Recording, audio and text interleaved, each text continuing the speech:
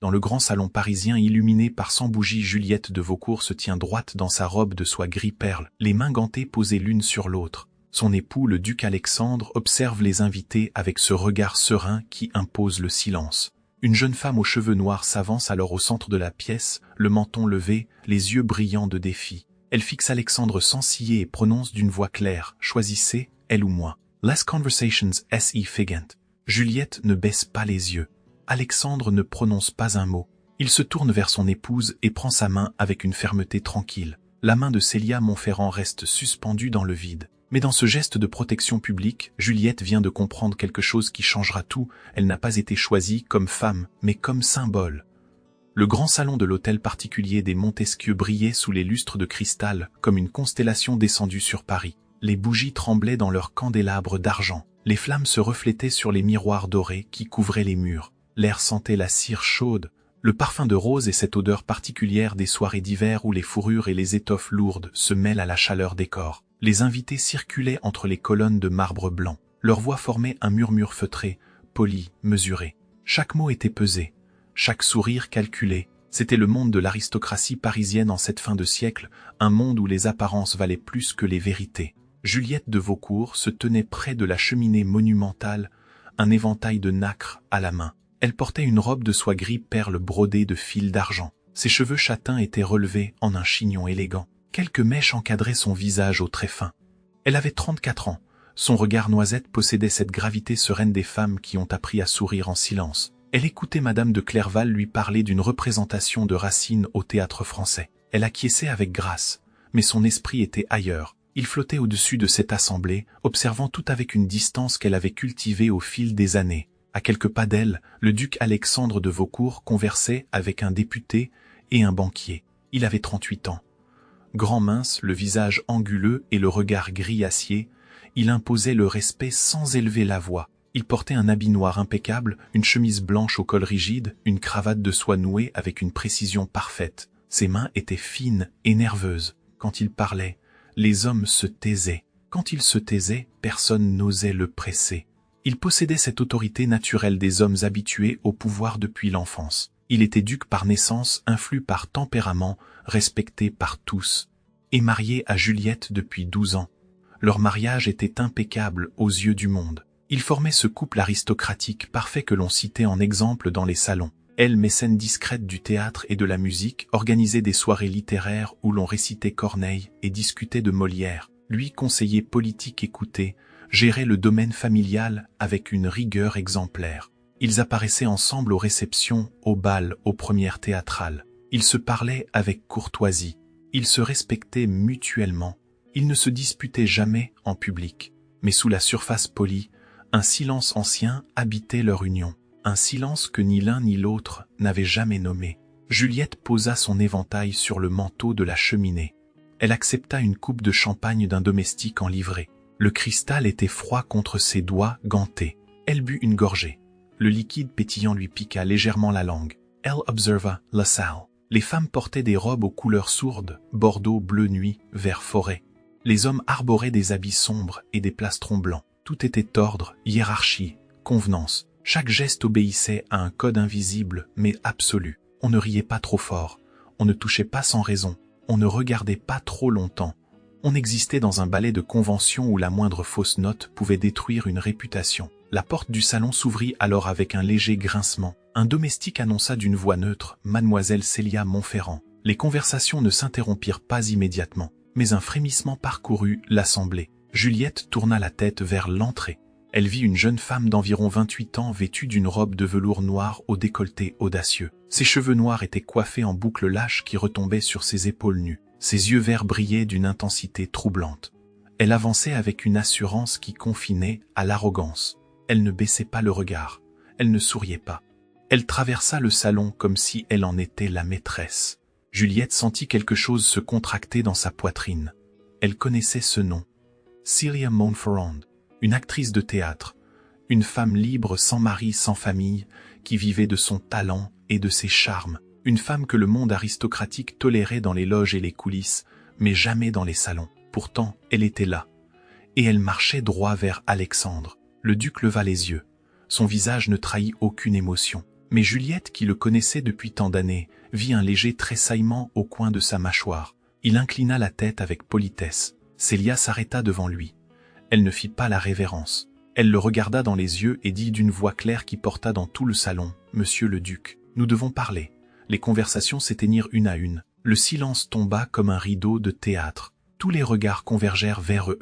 Alexandre répondit d'une voix calme, « Ce n'est ni le lieu ni le moment, mademoiselle. » Célia sourit, un sourire sans joie, presque cruel. Au contraire, dit-elle, « C'est exactement le lieu et le moment. » Elle fit un pas en arrière pour se placer au centre du salon. Elle leva la voix. « Vous m'avez promis, monsieur le duc, vous m'avez dit que vous quitteriez cette vie, que vous choisiriez la vérité plutôt que l'apparence. » Un murmure choqué parcourut l'assemblée. Juliette sentit son cœur battre plus vite. Elle ne bougeait pas. Elle restait immobile près de la cheminée, la coupe de champagne à la main, le visage impassible. Mais à l'intérieur, quelque chose se déchirait, lentement. Célia poursuivit. « Je suis fatiguée d'attendre, fatiguée de vos excuses, fatiguée de vos silences. » Elle se tourna vers Juliette. Leurs regards se croisèrent. Juliette any syllapa. Elle soutint ce regard vert, brûlant, accusateur. Célia reprit. « Je sais que vous êtes un homme d'honneur, monsieur le duc. Alors prouvez-le. » Elle tendit la main vers lui. « Choisissez, elle ou moi. Lutemps esse suspended. » Les bougies continuaient de brûler. Les flammes dansaient dans les lustres. Mais tout semblait figé dans une immobilité irréelle. Juliette sentit regards Peaser sur elle. Elle ne baissa pas les yeux. Elle maintint sa dignité avec une grâce glaciale. Elle posa lentement sa coupe de champagne sur le manteau de la cheminée. Le cristal tinta légèrement contre le marbre. Ce petit bruit résonna dans le silence comme un coup de cloche. Alexandre ne prononça pas un mot. Il se tourna vers son épouse. Il traversa le salon en quelques pas mesurés. Il s'arrêta devant Juliette. Il plongea son regard gris dans le sien. Puis il prit sa main avec une fermeté tranquille. Ses doigts se refermèrent sur les siens à travers le gant de soie. Il ajusta délicatement le tissu qui couvrait ses doigts tremblants. Ce geste était précis, protecteur, presque tendre. Mais il ne dit rien. Pas un mot, pas une explication, pas une déclaration.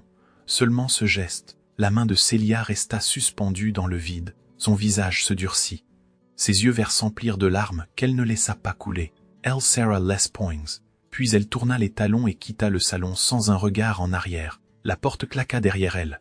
Les invités retinrent leur souffle encore un instant. Puis les conversations reprirent, d'abord en murmures, puis en un flot nerveux et excité. Tout le monde parlait, à voix basse. Tout le monde commentait. Tout le monde jugeait. Juliette sentit la main d'Alexander serrar la sienne un peu plus forte. Elle leva les yeux vers lui. Il la regardait avec cette expression qu'elle connaissait si bien, calme, maîtrisée, impénétrable. Il dit simplement « rentrons ». Elle acquiesça. Ils saluèrent leurs hôtes avec une courtoisie parfaite. Ils remercièrent Madame de Montesquieu pour cette charmante soirée. Ils enfilèrent leurs manteaux dans le vestibule. Puis ils montèrent dans leur voiture fermée qui les attendait dans la rue pavée. Le cocher fit claquer les rênes. Les chevaux s'ébranlèrent. La voiture roula lentement sur les pavés humides de Paris. À l'intérieur, Juliette et Alexandre étaient assis l'un en face de l'autre dans la pénombre. Une petite lanterne oscillait au plafond. La lumière dorée dessinait des ombres mouvantes sur leurs visages. Juliette regardait par la fenêtre. Les réverbères défilaient dans la nuit. Les façades grises des immeubles se succédaient. Paris dormait sous un ciel bas et chargé de nuages. Alexandre ne disait rien. Il gardait les mains posées sur ses genoux. Il fixait un point invisible devant lui. Juliette sentait que quelque chose d'essentiel venait d'être révélé et d'être tu. Elle avait été choisie, oui, devant tout le monde, devant la société, devant cette femme qui réclamait son mari. Mais elle n'avait pas été choisie comme femme. Elle avait été choisie comme symbole, comme emblème, comme pilier du nom, du rang, de l'honneur. Alexandre avait pris sa main pour protéger leur réputation, pas pour lui dire qu'il l'aimait. Cette pensée s'enfonça en elle comme une lame froide. Elle ferma les yeux. Elle respira lentement. Elle ne pleura pas. Elle ne dit rien. Elle laissa le silence envahir la voiture comme un brouillard épais et glacé. La voiture s'arrêta devant l'hôtel particulier des Vaucourt. Le cocher ouvrit la portière. Alexandre descendit le premier et tendit la main à Juliette. Elle la prit par automatisme. Ils montèrent les marches du perron. Le majordome leur ouvrit la porte. La chaleur du hall les enveloppa. Les domestiques attendaient en ligne, silencieux et disciplinés. Alexandre retira son manteau et le tendit à un valet. Juliette ôta sa cape de velours. Elle monta l'escalier de marbre, sans un mot. Alexandre la suivit. Ils arrivèrent à l'étage. Leurs chambres se faisaient face de part et d'autre du couloir. C'était l'usage dans les grandes familles. Chacun avait son espace, son intimité, sa dignité. Juliette s'arrêta devant sa porte. Elle posa la main sur la poignée de cuivre. Alexandre dit doucement « Juliette ». Elle se retourna. Il la regardait avec cette expression qu'elle ne savait pas déchiffrer. « Je vous remercie, dit-il, pour votre dignité ce soir. » Elle le fixa un long moment. Puis elle répondit d'une voix neutre « Je vous en prie, monsieur le duc ». Elle entra dans sa chambre et referma la porte. Alexandre resta seul dans le couloir. Il fronça légèrement les sourcils. Quelque chose dans la voix de Juliette l'avait troublé. Une froideur nouvelle. « Un distance imperceptible ». Il secoua la tête. Il entra dans sa propre chambre. Il se déshabilla lentement. Il s'assit sur le bord de son lit. Il pensa à cette soirée, à Célia, à son ultimatum, à la main de Juliette qu'il avait prise. Il avait fait ce qu'il devait faire. Il avait agi avec honneur. Il avait protégé leur nom. Alors pourquoi ressentait-il ce malaise sourd au fond de sa poitrine? De l'autre côté du couloir, Juliette s'assit devant sa coiffeuse. Sa femme de chambre l'aida à retirer ses bijoux. Elle défit son chignon. Ses cheveux tombèrent sur ses épaules. Elle regarda son reflet dans le miroir. Elle vit une femme de 34 ans au visage pâle et aux yeux fatigués. Une femme qui venait de comprendre qu'elle avait été choisie pour ce qu'elle représentait, pas pour ce qu'elle était. Elle renvoya sa domestique. Elle resta seule. Elle ne pleura pas. Elle se contenta de fixer son reflet jusqu'à ce que les bougies se consument et que l'obscurité envahisse la pièce. Les jours suivants s'écoulèrent dans une apparence de normalité. Juliette continua d'incarner la duchesse parfaite. Elle reçut des visites. Elle organisa un déjeuner pour les dames patronesses d'une œuvre de charité. Elle assista à une répétition au théâtre de l'Odéon. Elle sourit. Elle parla. Elle joua son rôle avec une précision impeccable. Mais quelque chose avait changé dans sa manière de regarder Alexandre. Elle ne le fuyait pas. Elle ne l'évitait pas. Elle était toujours là, présente, courtoise. Mais elle utilisait le vous avec une formalité nouvelle. Une formalité imperceptible pour les autres, dévastatrice pour lui. Un matin, au petit-déjeuner, Alexandre lui demanda si elle souhaitait l'accompagner à une réception chez le ministre. Elle répondit « Si vous le souhaitez, monsieur le duc, je serai à vos côtés. » Elle posa sa tasse de café. Il la regarda. « Juliette, dit-il doucement, pourquoi cette distance ?» Elle leva les yeux vers lui. « Quelle distance, monsieur ?»« Je suis là, comme toujours. » Il voulut répondre, mais les mots ne vinrent pas. Elle reprit sa lecture du journal. Il se leva et quitta la pièce. Les domestiques commencèrent à remarquer la distance. Le majordome en parla à voix basse avec la gouvernante. Les femmes de chambre échangèrent des regards entendus. Quelque chose s'était brisé entre le duc et la duchesse. Quelque chose d'invisible mais de palpable. Alexandre ressentait ce malaise qu'il ne savait pas nommer. Il essayait de se concentrer sur ses affaires. Il rencontrait des banquiers, des politiciens, des notables. Mais en rentrant le soir, il trouvait Juliette dans le salon de musique, lisant ou brodant, et elle le saluait avec une politesse glaciale qui lui faisait plus mal qu'un reproche. Un soir, il la trouva dans la bibliothèque. Elle lisait près de la cheminée. Il s'assit en face d'elle. « Juliette, dit-il, nous devons parler. » Elle leva les yeux. « De quoi souhaitez-vous parler, monsieur ?»« I'll Sarah Les Poings. » De ce qui s'est passé l'autre soir. De Celia. Elle referma son livre. « Il n'y a rien à dire. Vous avez fait votre choix. Vous avez agi avec honneur. C'est tout ce qui compte. » Il se pencha en avant. « Mais vous êtes différente. Vous êtes... Lointon. » Elle le regarda avec une expression indéchiffrable. « Je suis exactement où j'ai toujours été, monsieur le duc, à vos côtés. » Comme il se doit, elle se leva et quitta la pièce. Il resta seul, le cœur lourd, sans comprendre ce qu'il avait perdu. 3 ans plus tôt, dans ce même hôtel particulier, Juliette et Alexandre avaient vécu un moment qui avait tout changé sans qu'aucun des deux ne le réalise vraiment. C'était l'époque où un scandale politique menaçait le duché. Une affaire de détournement de fonds publics impliquait un cousin éloigné d'Alexandre. Les journaux en parlaient. Les salons bruissaient de rumeurs.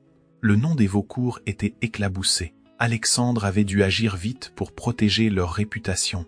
Il avait consulté des avocats, des conseillers, des amis influents, et quelqu'un avait suggéré une diversion. Une rumeur discrète avait alors circulé.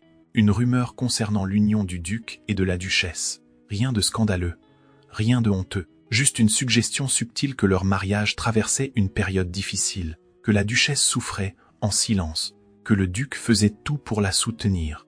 Cette rumeur avait détourné l'attention du scandale politique. Elle avait humanisé le duc. Elle avait suscité la sympathie.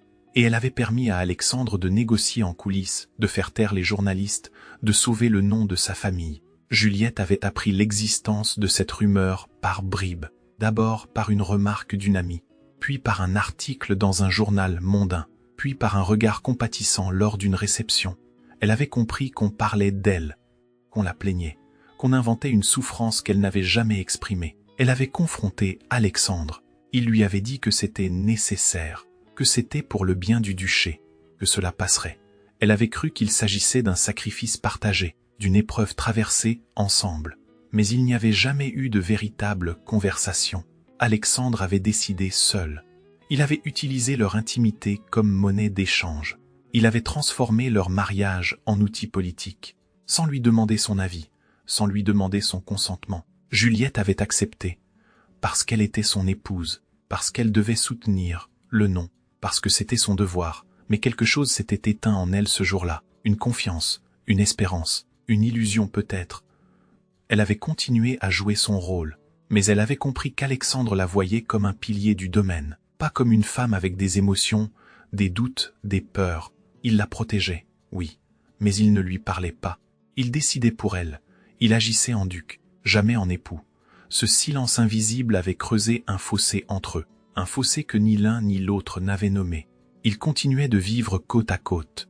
Ils partageaient les repas, les réceptions, les obligations sociales, mais ils ne partageaient plus rien de vrai.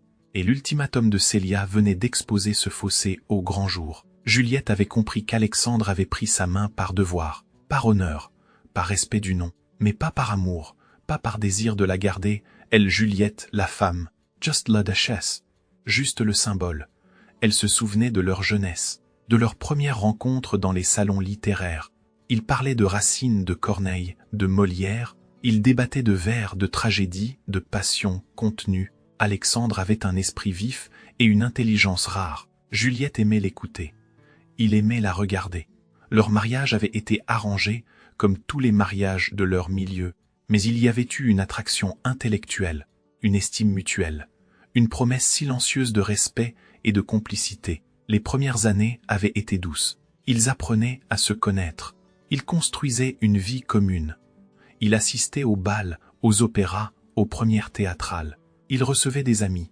Il voyageait parfois. Il n'avait pas d'enfants. Cela avait été une douleur silencieuse pour Juliette. Mais Alexandre n'en parlait jamais. Il ne la pressait pas. Il ne la blâmait pas. Il se contentait de dire que Dieu déciderait. Cette retenue l'avait touchée. Elle avait cru qu'il la respectait, qu'il la protégeait. Mais avec le temps, elle avait compris que cette retenue n'était pas de la tendresse. C'était de la distance. Alexandre ne parlait jamais de ce qui le touchait vraiment. Il ne partageait jamais ses peurs, ses doutes, ses espoirs. Il était le duc, toujours maître de lui, toujours en contrôle, toujours seul dans ses décisions. Et Juliette était la duchesse, toujours présente, toujours digne, toujours silencieuse. Ils vivaient dans une harmonie de façade, mais ils ne vivaient pas ensemble. Ils coexistaient. L'affaire du scandale politique avait été le premier choc. Juliette avait réalisé qu'Alexandre pouvait utiliser leur intimité sans la consulter, qu'il pouvait décider de ce qu'on dirait d'elle, de leur mariage, de leur vie, sans lui demander son avis. Elle avait accepté parce qu'elle ne savait pas comment refuser, parce qu'elle avait été élevée pour obéir, pour soutenir, pour se taire, mais une part d'elle était morte ce jour-là. Une part qui avait cru en la possibilité d'un amour vrai, d'une complicité vraie, d'une égalité vraie. Et maintenant, 3 ans plus tard, l'ultimatum de Célia avait ravivé cette blessure. Juliette avait compris qu'Alexandre la choisissait encore une fois comme symbole, comme devoir, comme honneur, mais pas comme femme, pas comme Juliette. Cette pensée la hantait jour et nuit. Elle ne pouvait plus l'ignorer. Elle ne pouvait plus faire semblant. Quelque chose en elle s'était réveillé. Une lucidité douloureuse. Une conscience aiguë de sa propre solitude. Les semaines suivantes furent marquées par une froideur élégante. Juliette n'éclata pas. Elle ne fuit pas. Elle ne créa aucun scandale.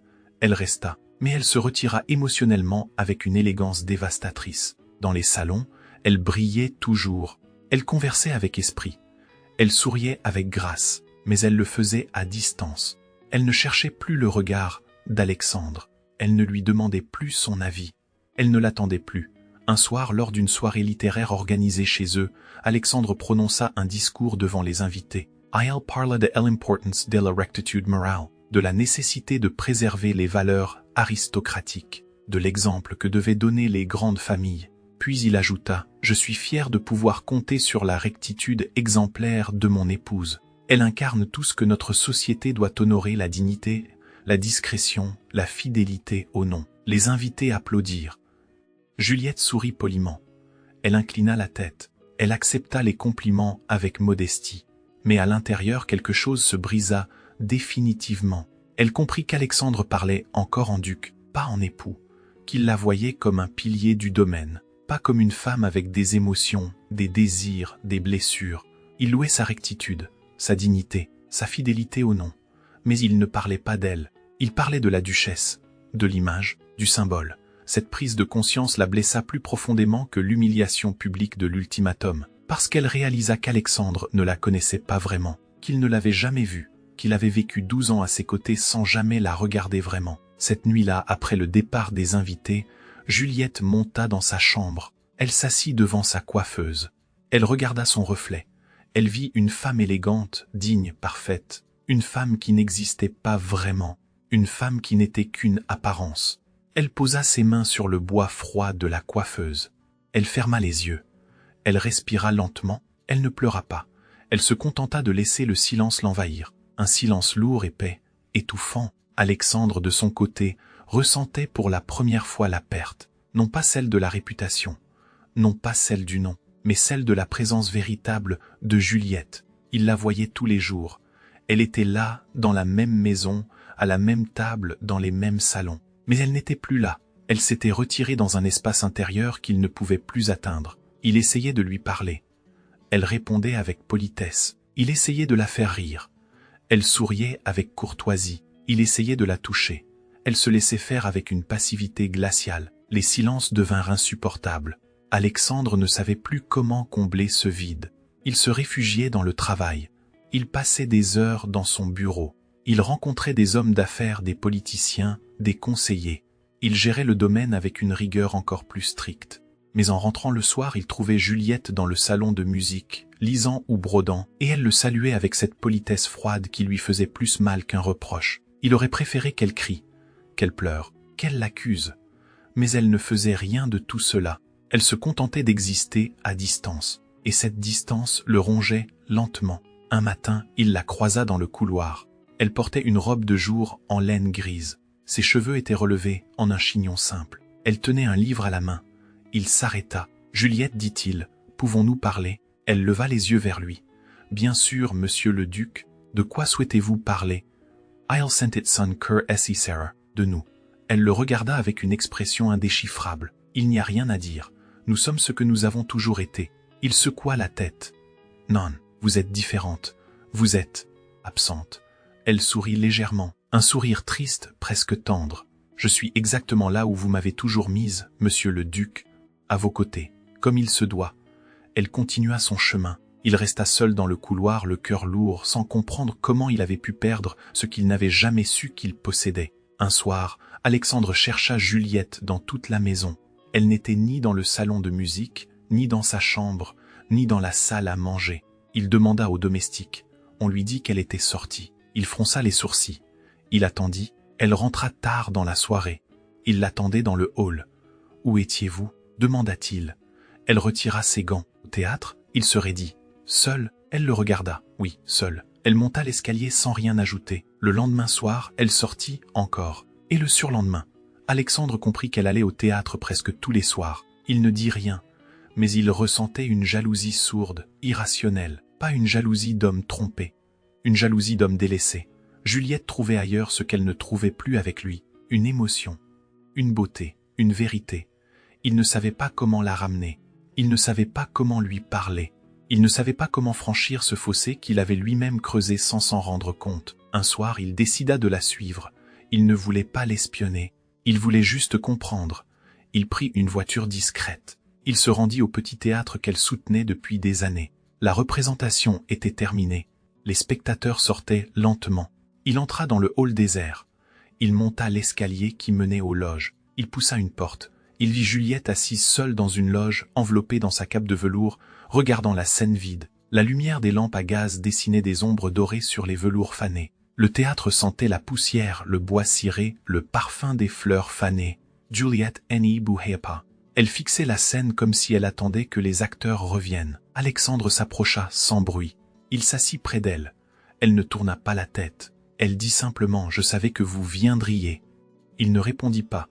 Il regarda la scène vide avec elle. Lou silence dure a long temps. Puis Alexandre dit d'une voix basse « Pourquoi venez-vous ici tous les soirs ?» Elle sourit légèrement. « Parce qu'ici je peux ressentir quelque chose. I'll Sarah less points. Et avec moi vous ne ressentez rien. » Elle se tourna enfin vers lui. « Avec vous je ressens le poids du devoir, le poids du nom, le poids de l'honneur. Mais je ne ressens pas, moi. » Il baissa les yeux. « Je ne comprends pas. » Elle soupira. « Je sais. » Alexander S.E. pencha en avant. Il posa ses coudes sur ses genoux. Il regarda ses mains. « J'ai fait ce que je devais faire. J'ai protégé notre nom. J'ai agi avec honneur. J'ai choisi. » Elle l'interrompit doucement. « Vous avez choisi ma main devant le monde. Mais vous ne m'avez jamais demandé si j'acceptais d'être protégé ainsi. » Il leva les yeux vers elle. « Je voulais vous épargner, vous préserver. » Elle secoua la tête. « Me préserver de quoi ? De la vérité. De ma propre vie. » Il voulut répondre, mais les mots ne vinrent pas. Elle reprit, « Il y a 3 ans, vous avez permis qu'on parle de notre mariage pour détourner un scandale. Vous avez décidé seul. Vous ne m'avez pas consulté. Vous avez utilisé notre intimité comme un outil politique. » Il se raidit. C'était nécessaire. Elle le regarda avec une tristesse infinie, peut-être. « Mais vous ne me l'avez pas demandé. Vous avez décidé pour moi. Comme si je n'étais pas une personne. Comme si je n'étais qu'un symbole. » Alexandre sentit quelque chose se briser en lui. « Je ne savais pas. Je pensais.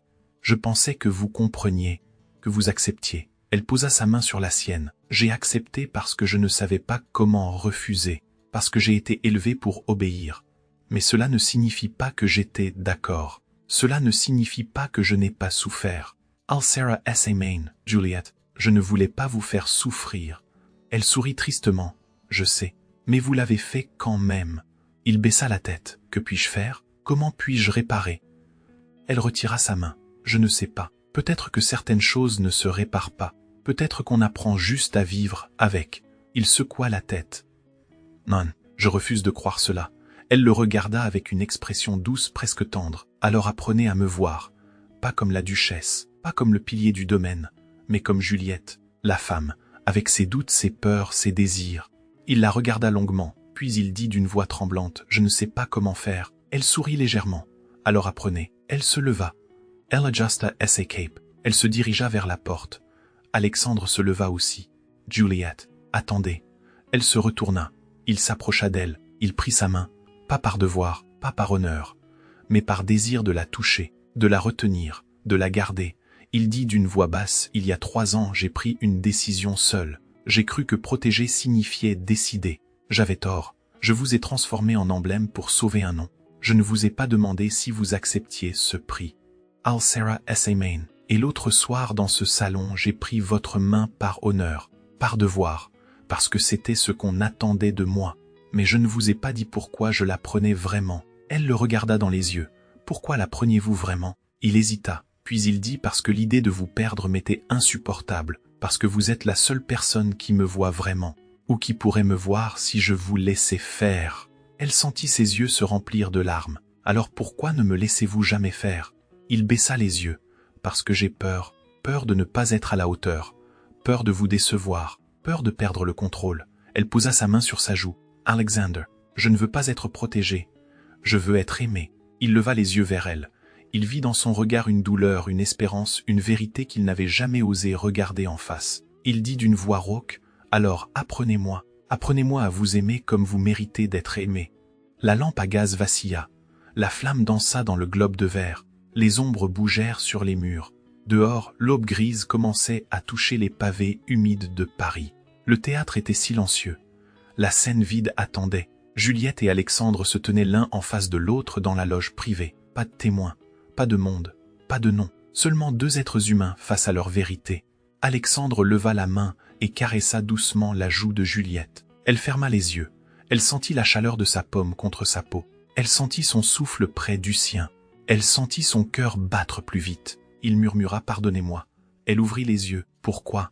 Il dit, pour ne pas vous avoir vu, pour ne pas vous avoir écouté, pour avoir cru que protéger suffisait. Elle posa ses mains sur sa poitrine. Elle sentit son cœur battre sous ses paumes. Elle dit doucement, je vous pardonne, mais il faut que vous me promettiez quelque chose. Il la regarda. Tout ce que vous voulez. Elle sourit. Promettez-moi de ne plus jamais décider seul. Promettez-moi de me parler, de me consulter, de me voir. Il prit ses mains dans les siennes. Je vous le promets. Ils restèrent ainsi un long moment. Puis Alexandre se pencha et posa son front contre celui de Juliette. Ils respirèrent ensemble. Lentement, profondément. Ils ne parlaient plus. Ils se regardaient comme s'ils se redécouvraient, comme s'ils se voyaient pour la première fois. La mantille de Juliette glissa de ses épaules. Alexander la ramassa. Elle la lui tendit. Puis il basa le dos de sa main, non par protocole, non par devoir, mais par dévotion silencieuse. Juliette sentit quelque chose se réparer en elle, quelque chose qu'elle avait cru perdu à jamais. Elle posa sa main sur celle d'Alexandre. Elle dit d'une voix douce, « Rentrons ». Il acquiesça. Ils quittèrent le théâtre ensemble. Ils montèrent dans la voiture qui les attendait. Ils s'assirent côte à côte cette fois, pas l'un en face de l'autre, côte à côte. Leurs épaules se touchaient. Leurs mains étaient entrelacées. Le matin se levait sur Paris. Les rues étaient encore vides. Les réverbères s'éteignaient un à un. Le ciel passait du gris au rose pâle. Les premiers oiseaux chantaient. La ville s'éveillait lentement. Dans la voiture, Juliette et Alexandre ne disaient rien. Mais leur silence n'était plus celui de l'incompréhension. C'était un silence apaisé. Un silence complice. Un silence qui disait tout ce que les mots ne pouvaient pas dire. Quand ils arrivèrent à l'hôtel particulier, le majordome leur ouvrit la porte avec son habituelle discrétion. Ils montèrent l'escalier ensemble. Ils s'arrêtèrent devant leur chambre. Alexander regarda Juliette. Elle le regarda, puis elle ouvrit la porte de sa chambre et dit doucement « Entrez ». Il hésita. Elle sourit. « Entrez, Alexander ». Il entra. Elle referma la porte derrière eux. Les jours suivants furent marqués par une transformation invisible. Aux yeux de la société parisienne, rien n'avait changé. Le duc et la duchesse de Vaucourt continuaient leurs apparitions publiques avec la même élégance. Il assistait aux réceptions, aux bals, aux premières théâtrales. Il recevait des invités. Il souriait. Il parlait. Ils incarnaient toujours ce couple aristocratique parfait que l'on citait en exemple. Mais quelque chose avait changé. Un détail infime. Un geste imperceptible. Une manière différente de se regarder. Alexandre ne prenait plus la main de Juliette par protocole. Il attendait qu'elle la lui offre. Et elle le faisait. Ce geste était devenu un langage secret entre eux. Une promesse silencieuse. Une vérité partagée. Lors d'une réception chez le ministre, quelques semaines après cette nuit au théâtre, Alexandre et Juliette arrivèrent ensemble. Ils descendirent de voiture. Alexander tendit le bras. Juliette posa ses mains sur son bras. Mais avant d'entrer, elle leva les yeux vers lui. Il la regarda. Elle sourit. Un sourire vrai, un sourire qui venait du cœur. Il sourit en retour. Puis ils entrèrent. Pendant la soirée, Alexandre resta près de Juliette. Il ne la quitta pas des yeux. Il l'écoutait parler avec les autres invités. Il souriait quand elle riait. Il la regardait avec une attention nouvelle. Une attention qui n'était plus celle du duc surveillant la duchesse, mais celle d'un homme admirant la femme qu'il aimait. Juliette le sentait. Elle sentait son regard sur elle, et cela la réchauffait. Dans la voiture qui les ramenait, ils se parlaient, non plus en duc et duchesse, mais en Alexandre et Juliette. Elle lui racontait une anecdote amusante sur Madame de Clerval. Il riait, un rire franc, spontané. Elle riait aussi. Ils riaient ensemble, comme ils ne l'avaient pas fait depuis des années, peut-être depuis toujours. Alexander posa ses mains sur celle de Juliette. Elle ne la retira pas. Elle la laissa là. Elle sentait la chaleur de sa paume contre la sienne. Elle sentait la force de ses doigts. Elle sentait la promesse silencieuse qui lui faisait à chaque instant « Je te vois, je t'écoute, je t'aime ». Un soir, alors qu'il dînait seul dans la salle à manger, Alexandre dit « Juliette, j'ai pris une décision ». Elle leva les yeux. « Oui ». Il dit « J'ai décidé de me retirer de certaines de mes fonctions politiques. Je veux passer plus de temps ici, avec vous ». Elle posa sa fourchette. « Êtes-vous sûr ?» Il acquiesça. « Oui, j'ai compris que j'avais passé trop de temps à protéger le nom et pas assez à vivre. Je veux vivre, avec vous. » Elle sentit ses yeux se remplir de larmes. « Alexander ». Il se leva. Il s'approcha d'elle. Il s'agenouilla près de sa chaise. Il prit ses mains dans les siennes. « Je sais que je ne peux pas effacer le passé. Je sais que j'ai fait des erreurs. Mais je veux construire un avenir, avec vous, pas avec la duchesse, avec Juliette. Elle caressa son visage, alors construisons-le. Ensemble, ils passèrent les semaines suivantes à réapprendre à se connaître. Ils se promenaient dans le jardin de l'hôtel particulier. Ils lisaient ensemble dans la bibliothèque. Ils discutaient de Racine, de Corneille, de Molière. Ils riaient. Ils se disputaient parfois. Mais c'étaient des disputes vivantes, passionnées, sincères. Pas des silences glacés, pas des politesses creuses. Un soir, Juliette dit « Alexandre, je veux que vous sachiez quelque chose. » Il la regarda. « Oui. » Elle dit « Je vous ai pardonné, mais je ne veux plus jamais que vous décidiez seul. Je veux que nous décidions ensemble. Toujours. » Il prit sa main. « Je vous le promets, toujours. » Leur histoire n'était pas devenue un conte parfait. Ils avaient encore des moments difficiles, des incompréhensions, des silences. Mais ces silences n'étaient plus des murs. C'étaient des respirations. Death pauses. Des moments de réflexion avant de reprendre la conversation. Ils apprenaient à se parler, à s'écouter, à se voir. Un matin, Juliette se réveilla et trouva Alexandre assis près de la fenêtre de leur chambre. Il regardait le jardin. Elle s'approcha. « À quoi pensez-vous » Il se tourna vers elle. « Je pense à nous, à ce que nous avons failli perdre, à ce que nous avons retrouvé. » Elle s'assit près de lui. « Nous ne l'avons pas perdu, nous l'avons juste retrouvé différemment. » Il posa sa tête sur son épaule. « Je vous aime, Juliette. » Elle caressa ses cheveux. « Je vous aime aussi, Alexandre. » Quelques mois plus tard, lors d'une grande réception organisée chez eux, Alexandre et Juliette accueillirent leurs invités avec leur élégance habituelle. Mais ceux qui les connaissaient bien remarquèrent un changement, une manière différente de se regarder, une complicité nouvelle, une chaleur qui n'était pas là avant. Lors du dîner, Alexandre prononça un discours. Il parla de l'importance de la vérité, de la nécessité de voir les personnes pour ce qu'elles sont, pas pour ce qu'elles représentent, de la beauté de l'amour vrai, celui qui naît de la sincérité et du respect mutuel. Puis il leva son verre et dit « Je porte un toast à mon épouse, non pas à la duchesse, mais à Juliette, la femme que j'aime, la femme qui m'a appris à voir au-delà des apparences, la femme qui m'a appris à vivre. » Les invités applaudirent. Juliette rougit légèrement. Elle leva son verre. Elle regarda Alexandre dans les yeux. Elle sourit. Un sourire qui disait tout. Un sourire qui disait « Je te vois, je t'aime, je te choisis, tous les jours, encore et encore. » Après le départ des invités, ils montèrent dans leur chambre. Ils se déshabillèrent lentement. Ils se couchèrent l'un contre l'autre. Alexander passa son bras autour de la taille de Juliette. Elle posa sa tête sur son épaule.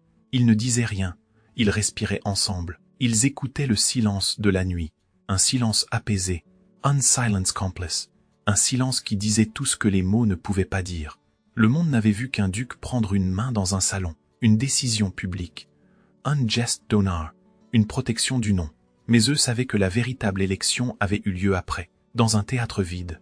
Sous une lampe mourante. Quand ils avaient choisi d'être aimés plutôt que respectés. Quand ils avaient choisi la vérité plutôt que l'apparence. Quand ils avaient choisi de se voir vraiment, de se parler vraiment, de s'aimer vraiment. Leur histoire n'était pas devenue un conte parfait, mais elle était devenue vraie. Et dans cette vérité, ils avaient trouvé quelque chose de plus précieux que l'honneur, quelque chose de plus fort que le devoir, quelque chose de plus beau que l'apparence. Ils avaient trouvé l'amour, le vrai, celui qui transforme, celui qui répare, celui qui libère. Et dans le silence de cette nuit parisienne, alors que la ville dormait sous les étoiles, Alexandre et Juliette s'endormirent ensemble, la main dans la main, le cœur contre le cœur, deux êtres humains qui avaient traversé la tempête et trouvé la paix, non pas dans la perfection, mais dans la vérité, non pas dans l'apparence, mais dans l'amour